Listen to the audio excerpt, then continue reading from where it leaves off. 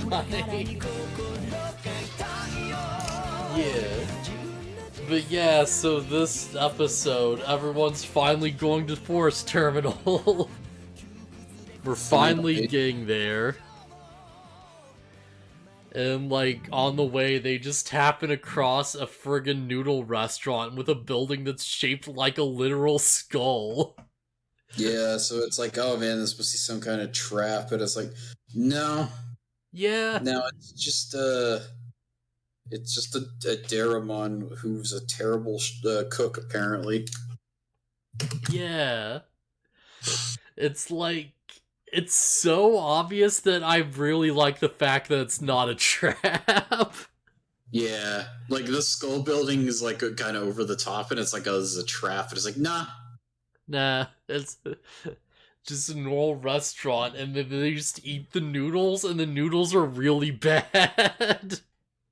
Yeah, it's kind of crazy. And then we later find out that he's never, oh, he never tried his own cooking. Yeah. You have to appreciate the fact that he literally shoots out his own eggs to eat, doesn't he?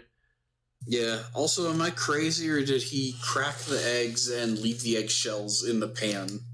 He might have. Because he seems to just, like, crack the egg, and then the egg just falls in. And, like, they're just cooked now, I guess.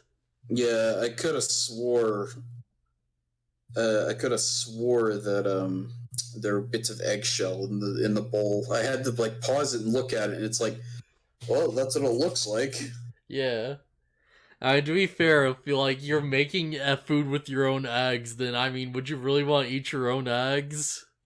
That seems weird, doesn't it? Yeah, I don't know. Adam, I feel like if I laid something, I would not want to put that thing in my mouth. That's fair. That'd be the last thing I'd want to do. Oh man. But yeah, whether it's just I don't know, there's so many horrible jokes I can make from this. Let's just say I use too much salt. Yeah, sure, that's probably the reason. Nah, but really, we never get an explanation for why his cooking is so bad. All we know is that it's bad. It's so bad that no one wants to believe him when he says the forest terminal is dangerous and people go missing, which turns out to be maybe true, but seemingly complete bullcrap. Yeah, because there's go forest terminal and there's 0 issues. I will say, everybody, I know the food is gross, but man, these kids are rude. Oh yeah, even Tomoki's just glaring at him with seething hatred. Yeah, it's good grief. Even if his food is bad, you don't have to be so rude about it. Yeah, he's giving you free food, man. It's fine. It's literally free. He's like, oh yeah, I haven't had customers in so long. Here's some free food.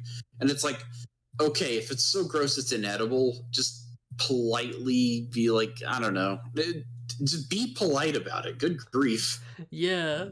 Especially because this guy's an ultimate. He could kill you all. Frontier crew's often pretty rude dudes with attitudes. I add the last part, but screw it. Wait, hang on. Oh crap, Image is over the friggin' view count and everything. Jeez. Okay, yeah, I need to pay attention to that. Whatever, it's fine. Yeah. I know they're just kids, but it's alright, their parents didn't teach them very well, huh? Even Koji's just oh man, this sucks. Well, Koji's kind of a punk anyways. Even Izumi. Yeah. Everyone.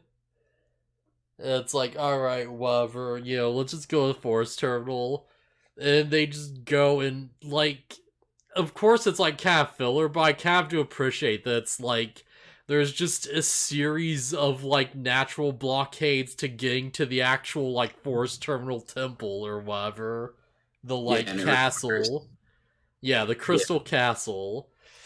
yeah, and it And requires everybody's digivices to progress. yeah, like everyone gets to do something. Like I think it's like Izumi clears out the fog, like Junpei moves like a tree or whatever with his.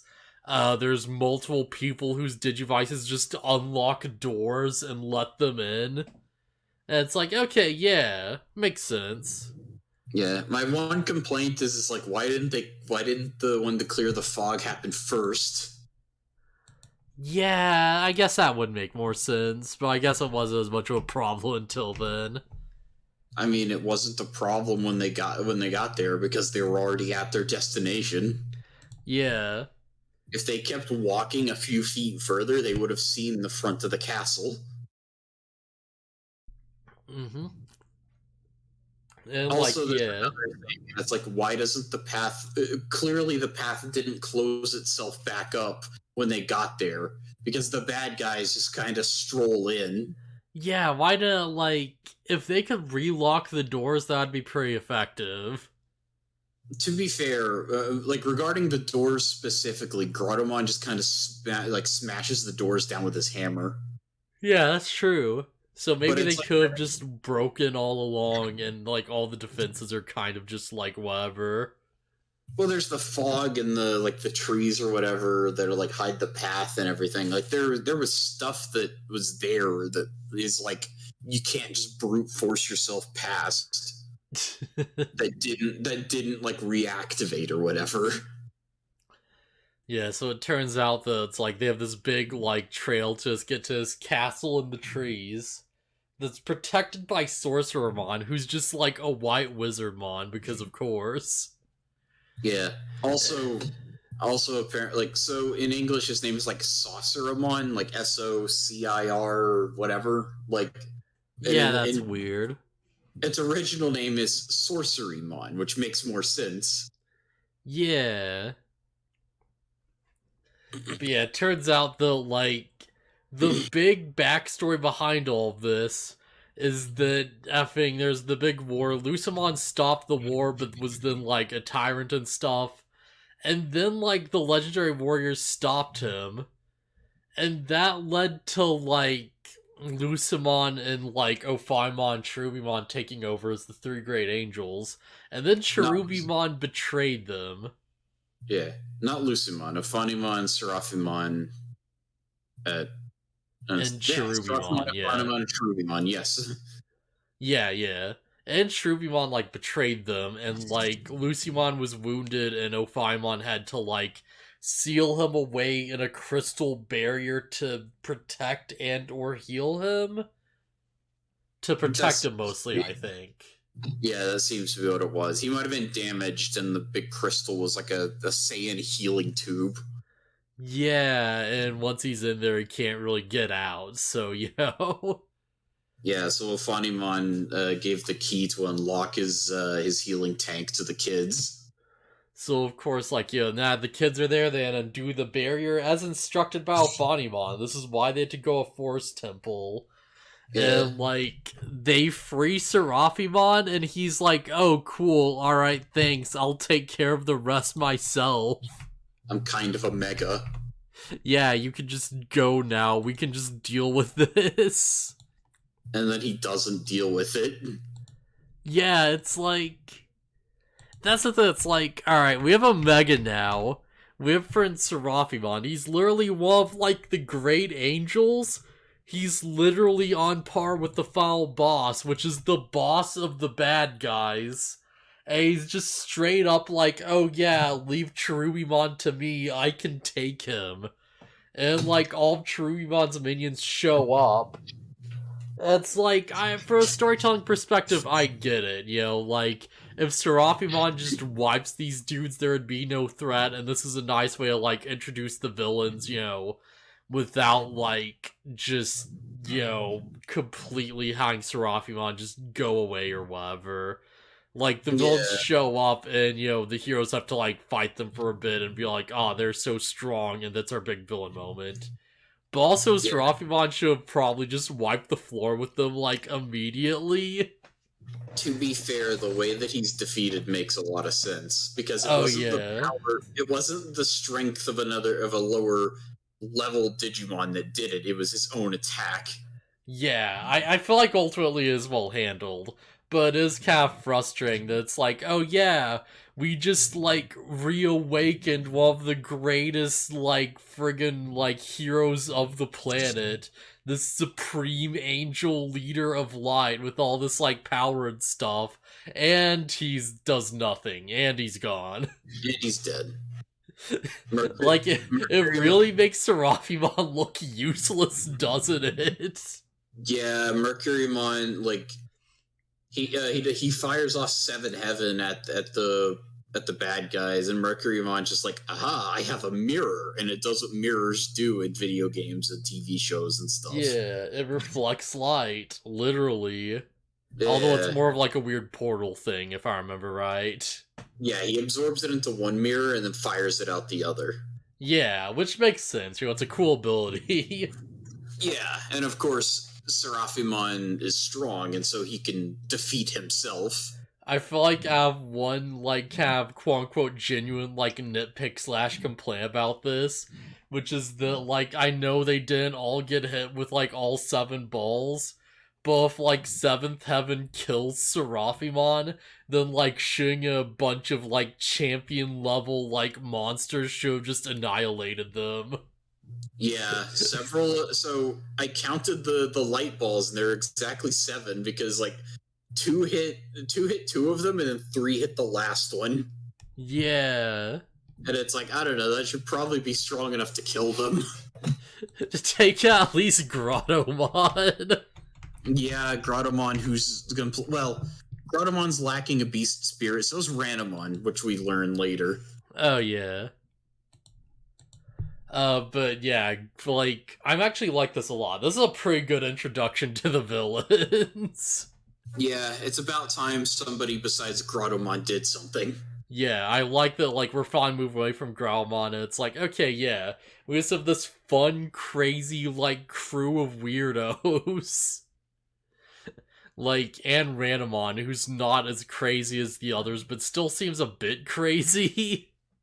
Yeah, but she also has like the lamest of the attacks. Yeah, it's like, It just kind of rains on you, and it's like, oh, it hurts. And it's like, it's just rain, dude. oh, but it feels so bad, it's draining my power. Oh, It's the like- water. Is it projecting the rain at such a high velocity that it's like, I don't know. It seems kind of ridiculous because it just looks like rain. It's damage rain. I guess. I don't know. It looks really dumb to me. Maybe it's like 1,000 needles where, like, each single droplet does 1 point of damage. Yeah. It's 1,000 raindrops. Yeah. Also, I do have a complaint between both of these episodes, and it's like, boy, are they averse to using their beast spirits for these fights, where they would be really, really useful.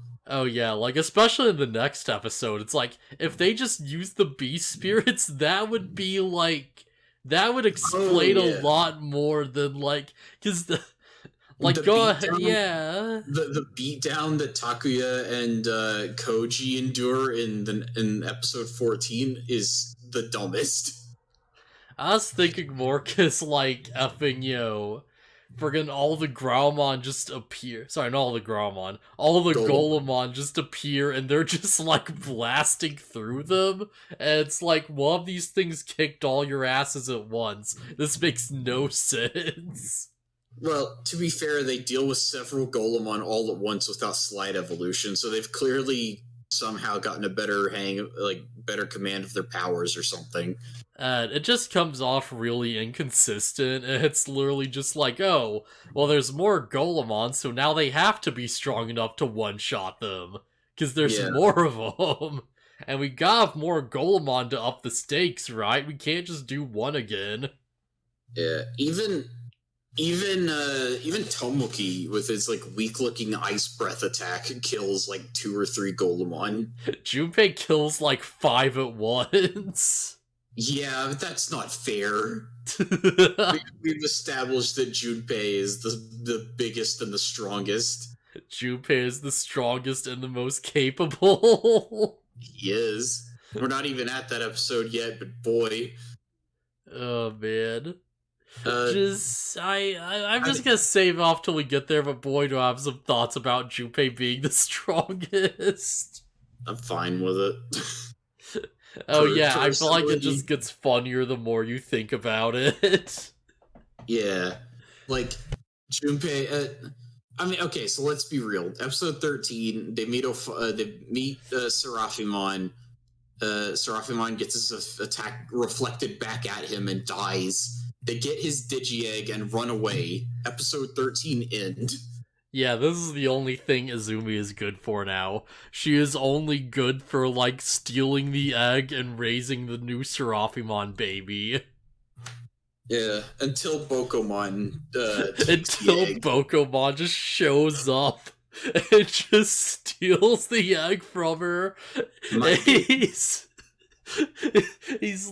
just like, yeah, you can't handle this, leave it to a man.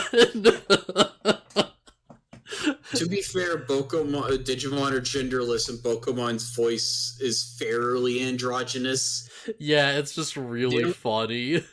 The only thing is that Bokomon's like the black bits on his face kind of look like a 5 o'clock shadow.